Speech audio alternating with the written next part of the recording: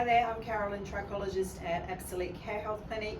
Today we're talking about men's hair loss versus male pattern thinning. So in this particular case, when this client came to me, he had physical hair loss. So that's to do with the hair cycle. Okay, so the hair is in what we call a growing phase, resting phase, falling phase. Hair falls out because there's a new hair growing. Now he had physical hair loss that was caused by illness, and there was a few other things that were going on. So this is called Telogen effluvium, which means we will lose double the normal daily hairs. Okay, so we're losing over 300 hairs per day. So it was physical hair loss. So in this case, we knew the reason why it had happened, but he was actually experiencing the hair loss at the same time.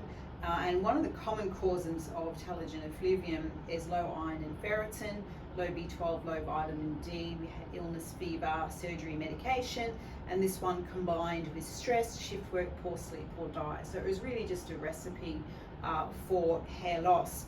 Okay, so it's physical hair loss, and it happens diffusely over the entire scalp. But what we could see is he also had a pattern of hair thinning. So he naturally had what we call a high recession. So straight away, when you go and Google, you think that you've got male pattern hair thinning. Now, what you really need to understand here is male pattern thinning is a gradual miniaturisation. It's not physical hair loss. So I'm coming across this all the time in young men, is they have physical diffuse hair loss, but they're actually treating male pattern thinning, and they're two very, very different things. So we went in with the microscope and we realized that at the back of the head, what we call in the terminal area, all of his hairs had broken down. They physically were not growing to the structure. So over his whole head, he also had diffuse hair thinning where we'd lost structure. And again, we found that this was contributed by he had really, really low ferritin. So you would never think when you've got a lot of hair at the back that you've got this diffuse hair thinning. And that's the key to the correct diagnosis, is to say that the problem was actually the hair cycle.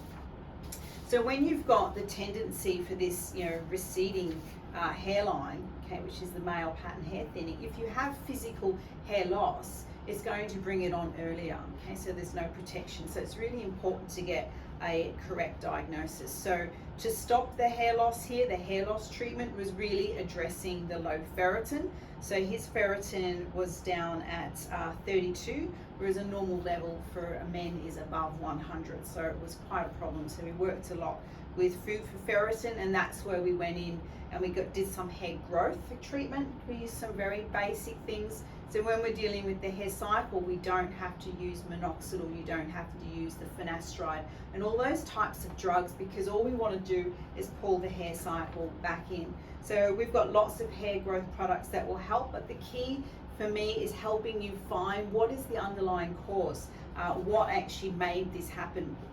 So we went in with our treatment, we did it for 4 months, and even though we can still see that he has this receding hairline, we've managed to fill in all the other areas. We've managed to stop the hair loss. I would normally check the ferritin levels, make sure that they're all safe. And now if we want to, we can go in and do a male pattern hair thinning treatment. But when you've physically got hair loss and you're going to use a male pattern hair thinning treatment, you may actually trigger more hair loss. So something to really think about. Correct diagnosis. I can help people anywhere in the world. We're based in Brisbane, and all you need to do is email me, info@absolique.com.au.